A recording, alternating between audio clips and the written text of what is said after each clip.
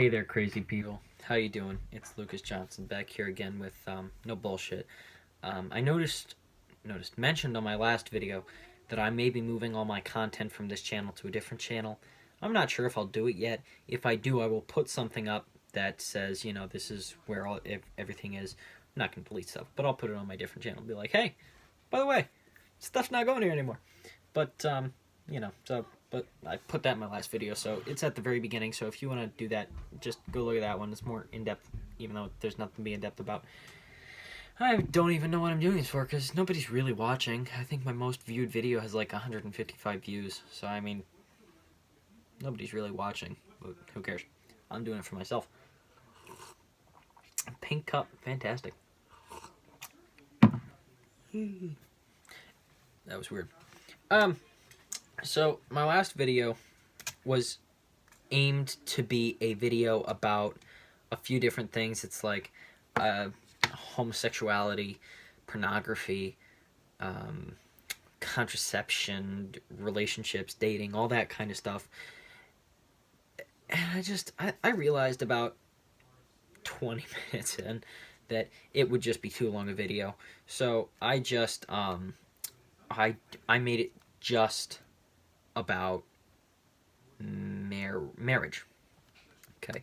I mean, I should remember these. I recorded it like a few minutes ago. So you know what? While I'm sitting here and I got all my school done and we're in the midst of a pandemic, so nobody's going anywhere, I might as well just record them and get them out of the way. Who cares? Just get them done.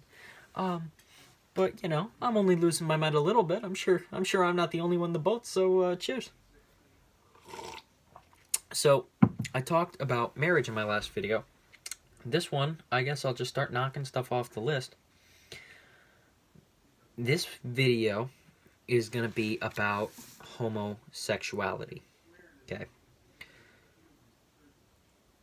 This one isn't as sensitive of a topic as, say, pornography or even contraception. But, it's not an unsensitive topic, and it's definitely a countercultural, heterodoxical or heterodoxial? I think it's heterodoxical. But it's a countercultural belief, without a doubt. So, first off, what are my beliefs on homosexuality? Okay. Firstly, most importantly, this is very important to get out of the way. Every single person is a sinner. I'm a sinner. My parents are sinners. My siblings are sinners. My friends are sinners. My girlfriend is a sinner.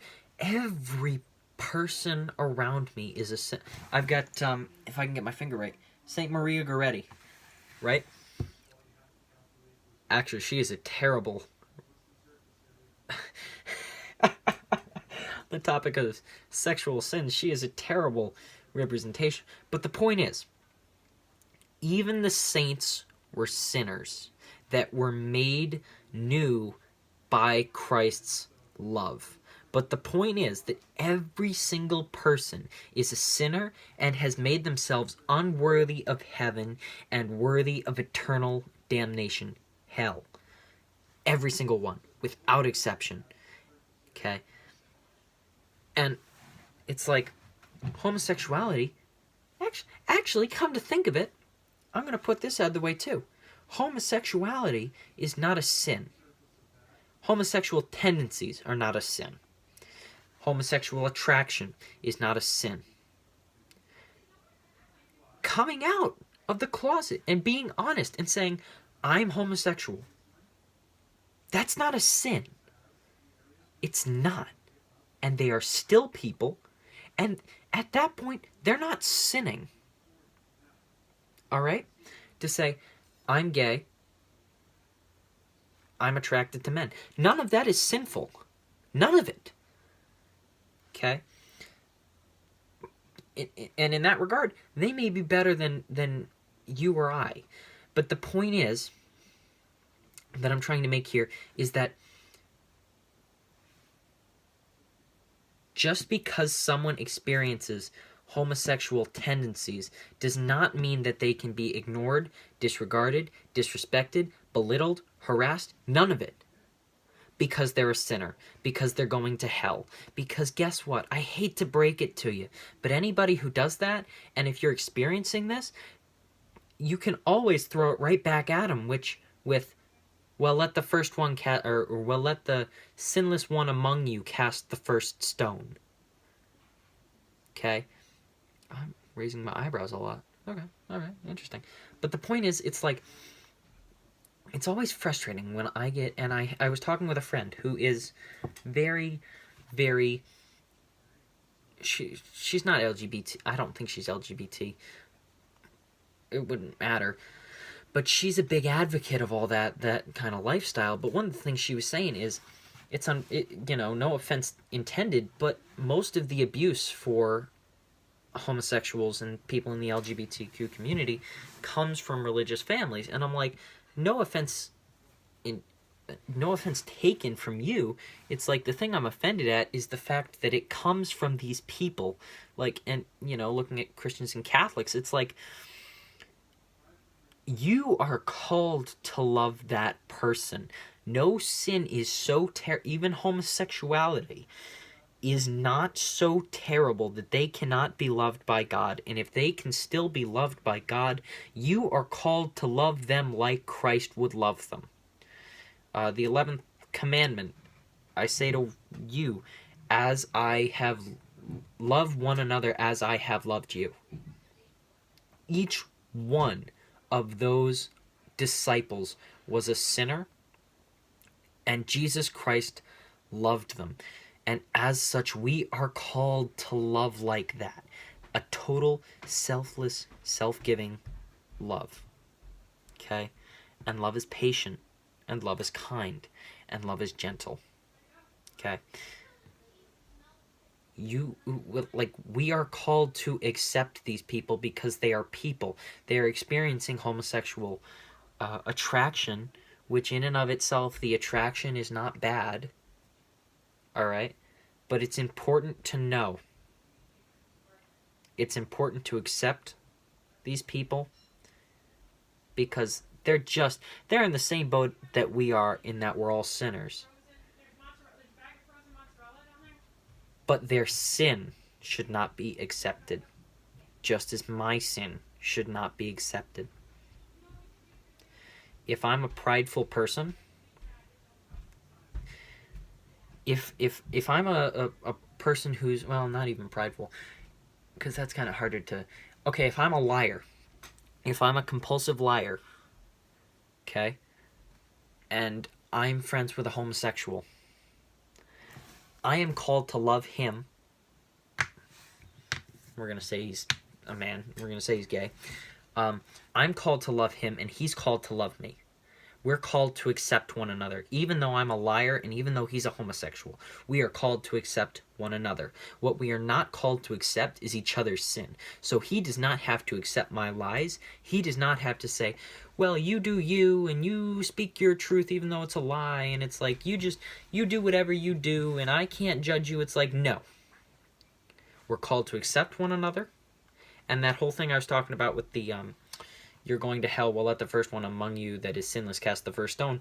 It's like, that's what it means by don't judge. It means I can't judge you as a person and say, well, you're going to go to hell or you're going to go to heaven. I can't do that. But I can say, well, no, what you're doing is wrong, or what you're doing is right. That's what we can judge. Okay? And we are called to judge one another in that way. We are called to judge one another fairly, justly, with patience, and with mercy. Okay? So if he's a homosexual, and I'm a liar, and he's actually acting on his homosexuality, because that's another important thing, it's the acting on homosexuality that is bad. When you get into a sexual relationship, and not even a relationship, that's not sexual. It's like, there are people that are like, well, I was never good with people of the opposite sex, and it's like, and then I met this guy, and I'm a guy, and he makes me feel welcome, he makes me feel warm, accepted, loved, accepted, just loved. It's like, well, that's not good. That's not bad. All of that is good. Where the church steps in and says, no, that's bad, is when you enter into a sexual relationship. Okay? So, like, that's where it's bad. Because then you've committed the sin. It's like everything up to then is an emotion. It's like when you get into a sexual relationship, that's where it gets bad. So let's say he's a practicing homosexual, and I'm a liar. Okay? I'm called to accept him as a person, and I can't say he's going to hell, but I can say that the homosexuality is bad. I can say that.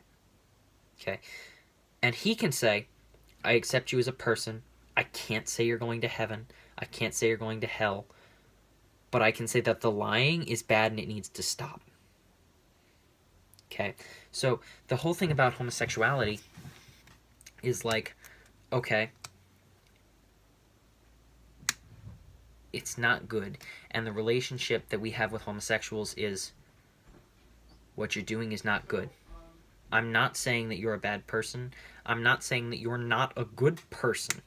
But what I'm saying is this thing that you are doing is bad, and it's destructive, and it's harmful, and that you need to stop. Okay? That's the same, and this is another thing. That's the same for every single sin. Even if it, like, say I have a girlfriend, okay? And my girlfriend and I, we go out, and this is hypothetical. I've just made this whole thing a lot more awkward. I'm going to get it off of myself because that makes it a whole lot more awkward and I have to defend myself. Let's say I have a friend who has a girlfriend and they go out and they have impure actions, and it's like they have sex and they're not married. It's like, well, I can say, I love you as a person. All right? I'm not going to say that you're a bad person. I'm not going to say you're going to hell. This is what I'm saying to my friend and even his girlfriend. It's like, and your relationship is not necessarily bad, but the fact is that what you are doing, being outside the context of marriage, is wrong, and it needs to stop. That doesn't mean you have to end your relationship. If it becomes something that it's like your relationship has to end in order for this to stop, then it has to end it in order for it to stop. Then end it. But if it doesn't have to come to that, if it's something like, well, okay, maybe when I drive you home late at night, I don't come into your house. Or maybe we don't go down the back roads and pull into a parking lot to look at the stars at night because, that's when something happens. It's like, if your relationship doesn't have to be ended in order to stop the sin, then you don't have to end your relationship. You just have to focus on stopping the sin. Okay? The point is that each and every single sin, and it's like that's something too with homosexuality. It's like, well, okay, I have, and it's so sad too, because it's like we have I was talking, I've got a friend. My best friend's a guy, okay, which is actually, that's normal. It's like for best friends to be the same gender. Sex, I don't know what the difference between gender and sex is. It's weird and like a twisty road, and it's like a maze and a trap. There's traps everywhere. But it's like I have a friend, he's a guy, and it's like we're very close, and it's like it's like we look gay. Okay? We look pretty gay. It's like I'll go in, we'll hug each other, we'll do like chest bumps, and we'll do things, and we'll talk intimately. No, that's wrong. We'll talk about sensitive topics, and it's like, from an outside view, it looks like we're gay. It's like, we're not homosexuals. We're not engaging in homosexual acts. It's just that we have a close friendship. We have a close relationship. And there's a C.S. Lewis wrote a book, and I mentioned it in the last video, The Four Loves. There's Eros, Storge, Philia, and Agape. And Philia, yeah, I'm not flipping the camera off, I'm just counting. Philia is the love for friends have, and oftentimes friends have a very, very close love that, from our view today, would look homosexual. That's not to say that it's homosexual, it's just that you can have that level of spiritual intimacy. It's like I can be very close to you and you can be very close to me, and I can know what's wrong with you. Like, I can reveal to myself what are my faults, and you can reveal to yourself what are your faults, and we can work together to make ourselves better by encouraging and helping each other be better. It's like that's entirely possible. It's just like, and it's good, but it's like when we enter into a which we don't. I can't do stories based off of myself, because then I have to like defend myself, and it's like, well, this is hypothetical. It's like, well, yeah, that makes you look suspicious, so it's like I gotta stop with that. But I'm off track. You can be close to a person of the same sex and even the opposite sex, and it's not bad unless you enter into a sort of love that should be reserved for marriage. That's when it becomes bad. That's a level of intimacy that is only appropriate for a married couple, and that's a sexual relationship. So it's like that's where it's like, okay, we need to pump the brakes. Okay. And like, well, okay, that all makes sense thus far. But why is homosexuality bad? It's like all of these conversations that we've had, everything that we've said thus far is going off the presupposition that homosexuality is bad. It's like, well, why is homosexuality bad? And that's a very, very, very, very good question. Okay, and it's not something that can be swept under the rug, because it's like, well, no, absolutely not, because it's like they have to be accepted, not approved of, but it's like they have to be accepted. So it's like, if you're going to accept them, you have to explain, okay, well, this is why you can't do what you want to do. Okay, like you have an attraction to this person of the same sex, but it's like, well, why can't I just act on it? It's like, well, okay, you have to think about it. Look at the sexual embrace, like, look at the sexual embrace between a married couple. Okay, what's its nature? Well, I mentioned the last video. It's like, how do we find the nature, the what it isness of a thing? Well, we look at the what it is forness of a thing. Okay, and what is sex for? Babies and bonding. Okay, homosexuality, like, right, like a homosexual embrace may release the bonding. It may draw the two people closer together, but it doesn't produce the babies. So you have taken something that is good and holy and has two effects which are very good. The unity is very good. But the fact is that is a unity that is shared, that is perfected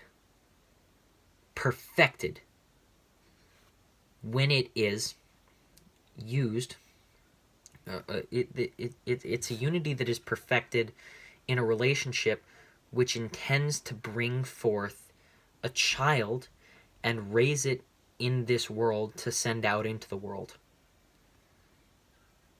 So it's like, that's why homosexuality is a sin. Because you have that unity, and that unity is good in and of itself. But the problem is that the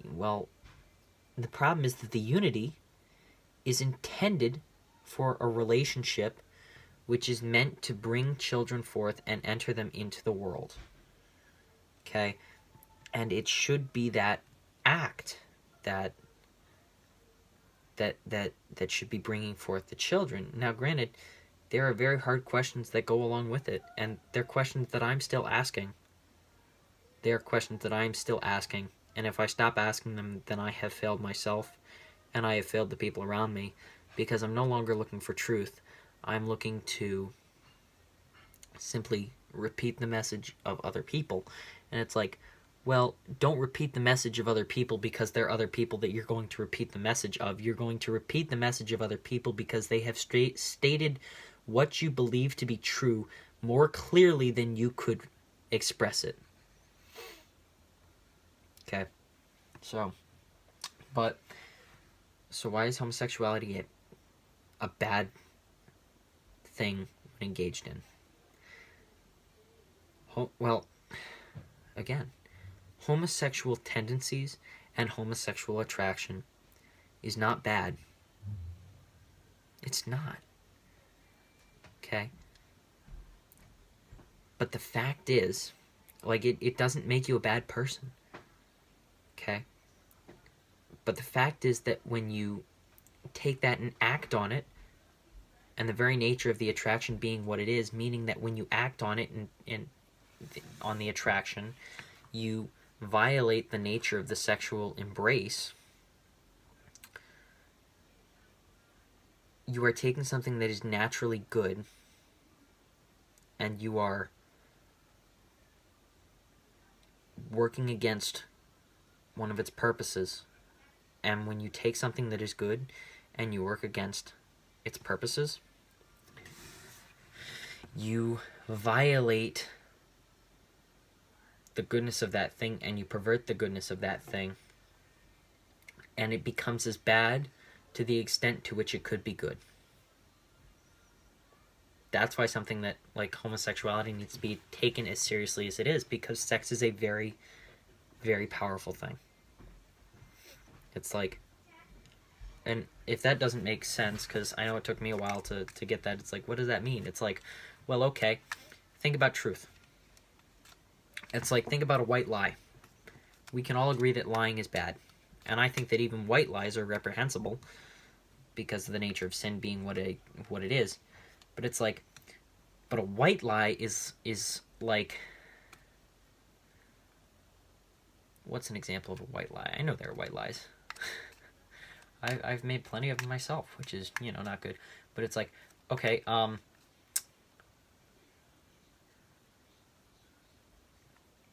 Lucas, did you take out the trash? Yeah, I did. No, I didn't. It's like, no, that's not a white lie. It might be a white lie. But the fact is, it's like,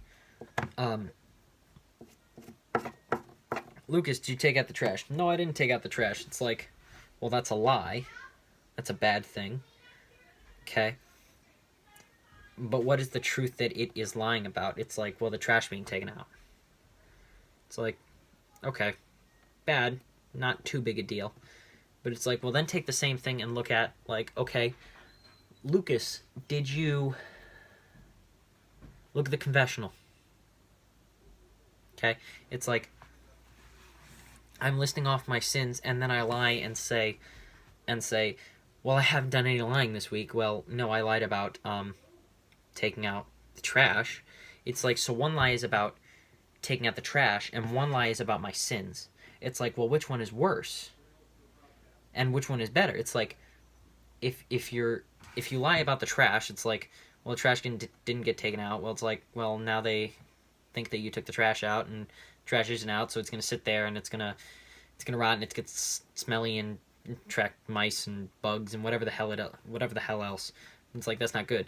It's like, well, then you talk about lying in the confessional. It's like, okay, well, now you're lying about your sin, and it's like, if you didn't lie about the trash, then you just take the trash out, because you get reprimanded and you take the trash out, right? Because you didn't do it and you were lazy and it gets out, okay? And now you don't have mice and pests that get attracted to the smell of rotting garbage. Well, look at the idea of confession. It's like, when you're true in the confessional, your sins are wiped away.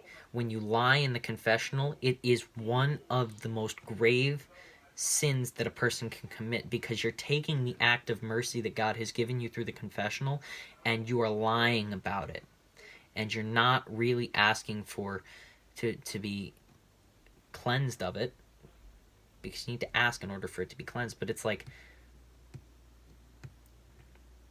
the weight that a thing has, the more weight a thing has, the better it can be when it's good, and the worse it can be when it's bad. Okay? So that's not the clearest example that I could give. I wish I could give a clearer example, but none of this is scripted, so it's kind of off the cuff. But, like, that's why homosexuality is taken as seriously as it is, or as it ought to be. Because the fact is that the nature of sex is such a like, it brings forth life. It takes it takes where there was no life, and it creates life. Like, that's a powerful thing. Okay, it's like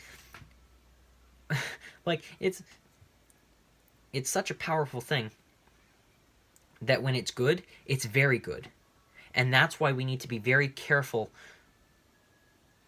to keep it good, because if it goes bad, it will go very bad. So